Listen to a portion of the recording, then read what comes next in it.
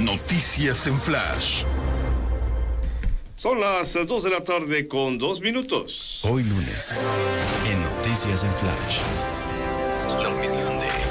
La opinión de Juan José Rodríguez Prats. Aquí está con nosotros el licenciado Rodríguez Prats. ¿Cómo le va? Bienvenido, buenas tardes. Pues mi querido Hugo, el día de ayer hubo tres eventos que me parece trascendentes. El primer evento que nos debe llamar mucho la atención es lo que sucedió en Colombia.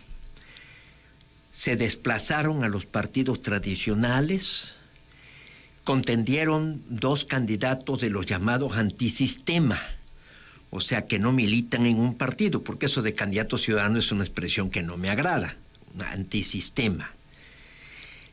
Uno de ellos con antecedentes izquierdistas, de haber militado inclusive como guerrillero, Gustavo Petro, que fue presidente de Bogotá, alcalde de Bogotá, y que para muchos se encaja en el grupo de los que pudieran sumarse a las autocracias.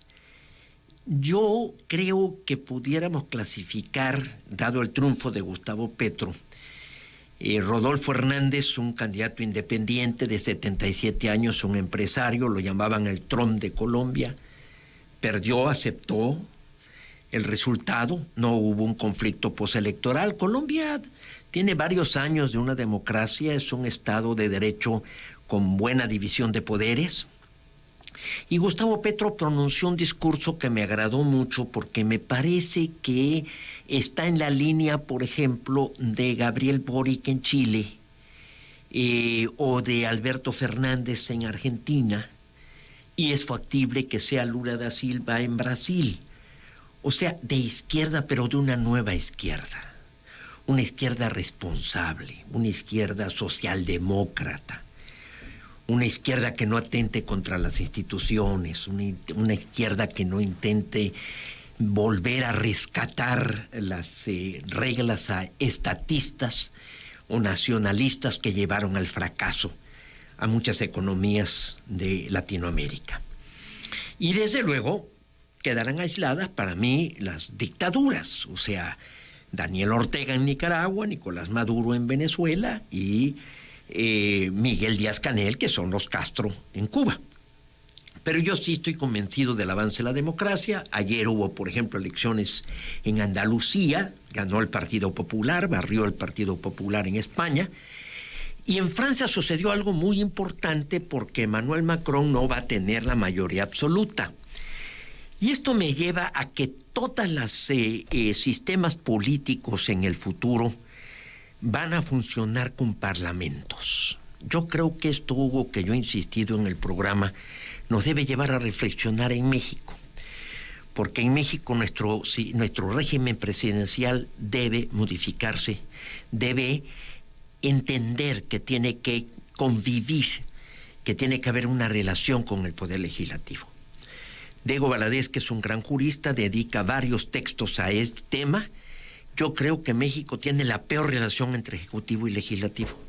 Ni siquiera hay un diálogo, ni siquiera hay un buen entendimiento, ni siquiera hay reunión de los grupos de oposición. Emmanuel Macron va a tener que negociar con el Partido Republicano, que es la anterior derecha, el partido de Giscard d'Estaing, el partido de Sarkozy, y que tiene que llegar a acuerdos para sacar adelante. O sea, el siglo XXI nos tiene que llevar a que la política es concertación, es negociación, es concordia. Esto me parece que es una lección muy importante que debemos aprender, porque yo creo que de los tres poderes que creo que están haciendo un mal papel, pero el peor desempeño es el Poder Legislativo. El Poder Legislativo debe ser el punto de equilibrio para dilucidar la verdad, para precisar los hechos, para perfeccionar la política. Y ahí deben estar censores, o sea, críticos del poder. No se trata de llegar a la Cámara para someterse, sino ser críticos del poder. Y ahora yo veo una confrontación muy fuerte, inclusive expresiones muy rudas de ambos bandos, porque esto que haya una moratoria, pues también es algo inédito en la historia de México. O sea, no vamos a aprobar ninguna reforma constitucional, pues en cierta manera es una negación de lo que se llama el constituyente permanente, o sea, la Cámara declina de una de sus obligaciones, que es la posibilidad de modificar la Constitución. O sea, todas estas lecciones que están pasando en el mundo, lo que está pasando en Ucrania, que definitivamente yo sí siento ya alguna esperanza, porque en el último discurso de Vladimir Putin, pues ya habla también de que no le desagrada ni está en desacuerdo que Ucrania entre a la Comunidad Europea, y lo va a hacer en fast track, o sea, con mucha prisa, para que se incorpore a la zona más desarrollada y de mayor nivel cultural y económico y político del mundo, que sin lugar a dudas son los países europeos, la Comunidad Europea, los 27 países con todo, y el Reino Unido, y los que se siguen sumando, ¿verdad? Porque ahí también va Moldavia y va Georgia. Estos serían mis comentarios un poco hacia afuera, perdón que fui un poco desordenado, pero que nos va a llevar a muchas reflexiones en relación a nuestra realidad y a nuestro futuro. Ahorita tenemos un poquito de tiempo para abundar en eso del sistema parlamentario del que ya nos ha dado esbozos en el pasado. Para terminar de entenderlo, ¿cómo operaría? Porque ciertamente está marcada aquí la división, el Poder Judicial, el Ejecutivo y el Legislativo. Algunos podrían decir, pero ahí están los poderes bien claritos. Bueno, aunque esté dicho, es un poder que se divide en tres, ¿no? Ya también eso lo recuerdo.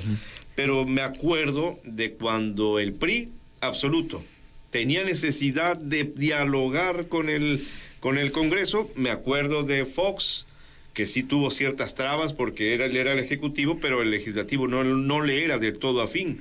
Ahorita mismo el presidente López Obrador, titular del Ejecutivo, tiene una mayoría, pero simple, no le alcanza en las cuestiones calificadas, los cambios constitucionales. ¿Cómo operaría para entonces ya hablar de un sistema parlamentario? Mira, el viejo PRI, con todo y que era una mayoría, y yo formé parte de esa mayoría, siempre hubo puentes de concertación, siempre hubo negociaciones.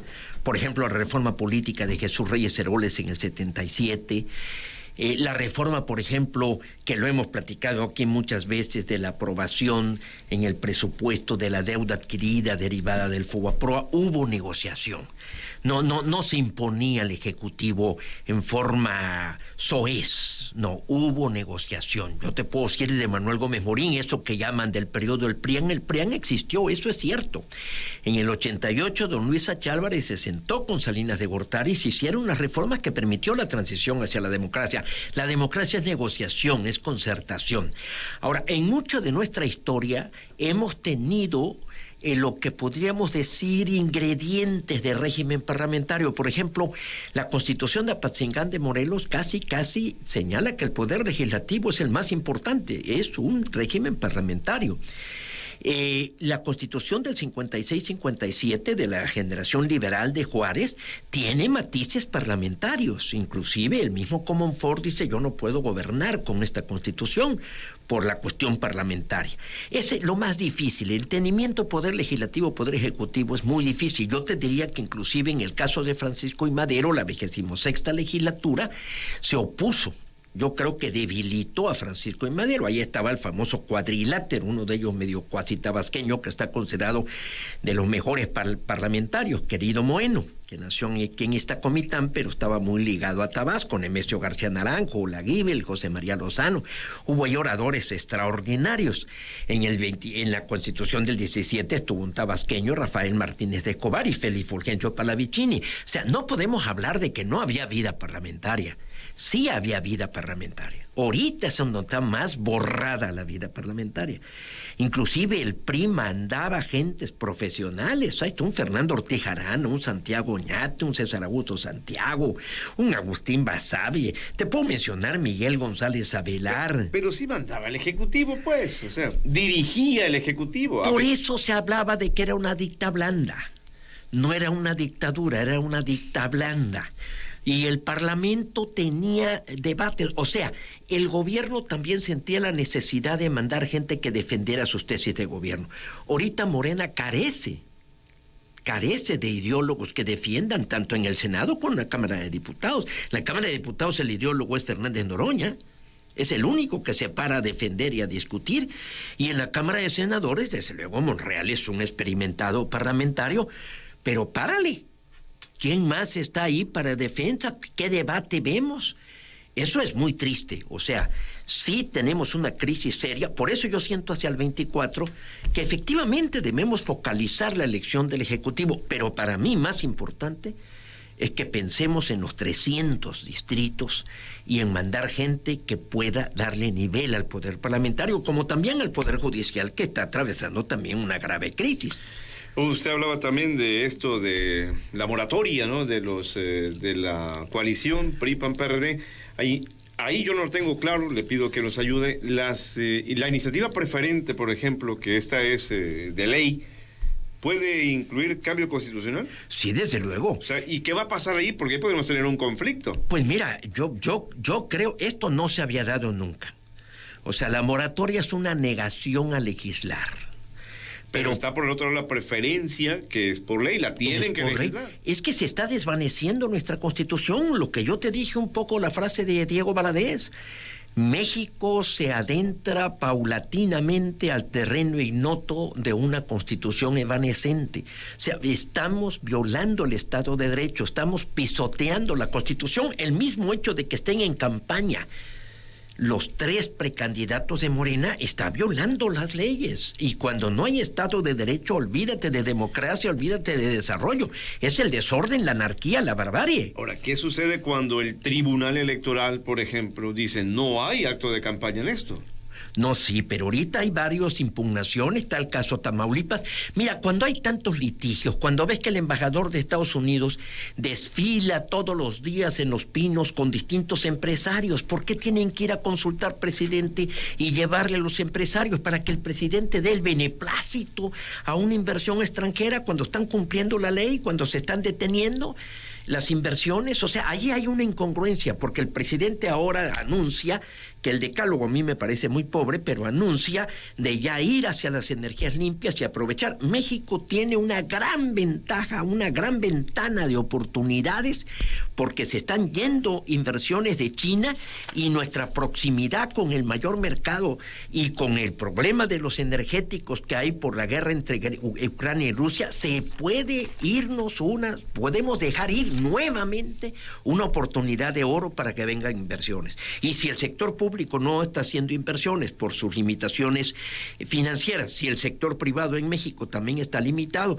¿cuál es la única posibilidad de que podamos tener desarrollo? Trayendo inversión extranjera.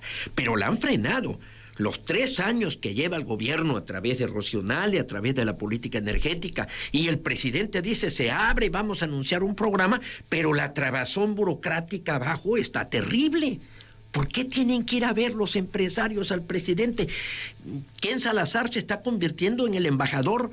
Casi le están diciendo al señor presidente que ya le ponga una oficina allá a su lado para estar abogando. Oiga, usted, aquí está un señor que no le dan el permiso, que aquí está otro que ya le están... A eso llega, en eso está Ken Salazar. Eso me parece que rompe con el Estado de Derecho. O sea, si tú estás respetando la ley, ¿por qué tienes que estar yendo con el presidente para explicarle y para que él ordene y para que él dé instrucciones?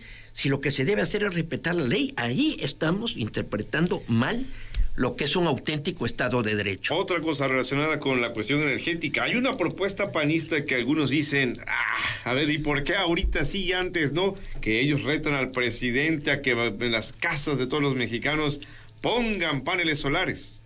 ¿Es viable para empezar que lo haga el gobierno? Y 2, ¿por qué no lo hicieron antes ustedes? No, mira, ahí es una historia larga, Hugo, porque todos tenemos responsabilidad. La primera propuesta de reforma en materia de energía fue la que hizo Ernesto Zedillo. El grupo parlamentario del PAN debió haber apoyado. Yo formaba parte del grupo del PAN y conforme el pensamiento de Manuel Gómez Morín hay un principio que es básico. Tanta sociedad como sea posible, tanto Estado como sea necesario. Don Manuel Gómez Morín se opuso a la intervención estatal. Hay un discurso que le contesta a Lázaro Cárdenas, que son 2 textos pronunciados allá en febrero de 1940, que son importantísimos.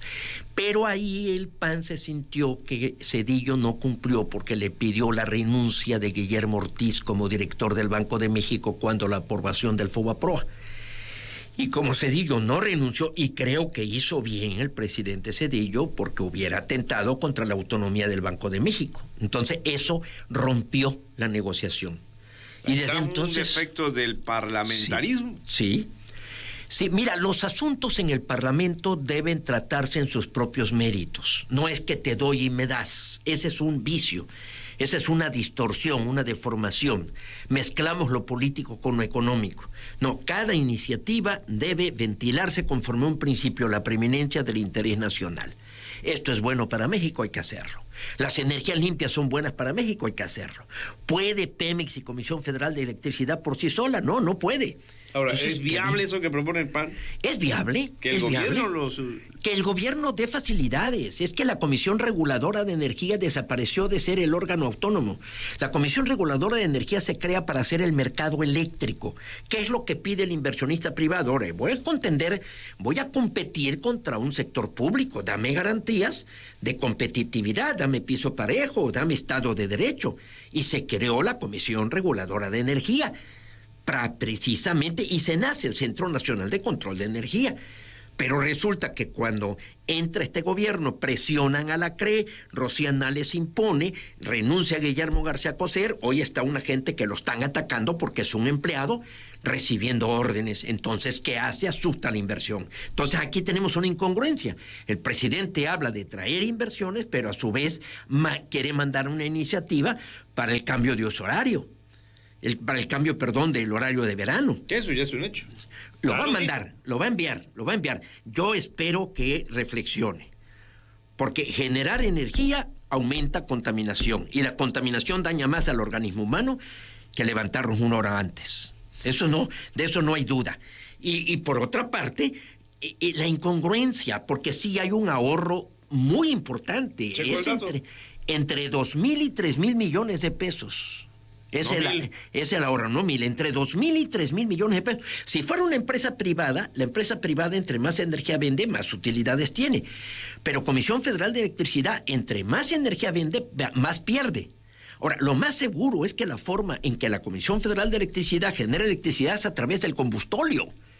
Y el combustóleo es el peor combustible y es el que más contamina. Ahora, ¿cuál es el problema? Que nuestras refinerías son muy malas y producen mucho combustóleo, que es casi lo del desecho. Produce el 30 al 40% de lo que sale es combustóleo. Las refinerías buenas están en el 4, 5, 6%. Entonces no tienen dónde almacenar tanto combustóleo. Pero el combustóleo está cargado de azufre y es altamente contaminante. Entonces, cuidamos el medio ambiente. ¿Por qué si yo tenía estudios, porque yo era presidente de la Comisión de Energía, que el organismo humano dura 24 horas para adaptarse al cambio de horario? Yo no sé de dónde sacan que te produce estrés, que te produce... Todo eso no le veo ningún sustento científico. Lo que pasa con Andrés Manuel, y que me perdone el paisano, y aquí le hablo de paisano, le hablo de tú a tú, como lo tratamos aquí, se lo doy además como sugerencia, pero... está obsesionado con cambiar cosas porque la hizo la oposición. Esto lo hizo Zedillo, lo fortaleció Fox. Él, siendo jefe de gobierno, se opuso. Se tuvo que ir a la Suprema Corte de Justicia en el sexenio de Vicente Fox para oponerse al cambio de horario. Ya tiene 26 años, es algo que está funcionando. ¿Por qué cambiarlo? ¿Por qué quitarlo? Quitó el Seguro Popular y dañó a México. El INSABI no funcionó. Y echó para atrás la reforma educativa y ahí tienen las consecuencias. Ahora, si estamos hablando de una austeridad franciscana, bueno, pues entonces está reduciendo presupuesto en salud, está reduciendo presupuesto en educación, está quitándole recursos a los órganos electorales. ¿Y no es importante los 2 o 3 mil millones de pesos que nos ahorramos con el horario de verano? Licenciado Rodríguez Prat, ya se nos acabó el tiempo. Pues para ti, yo tengo mucho tiempo. El próximo lunes seguimos platicando. Muchísimas gracias, mi querido Hugo. Buenas tardes. Buenas tardes a ustedes. Vamos a la pausa que sigue. Ya son las 2:22. Hace 40 años no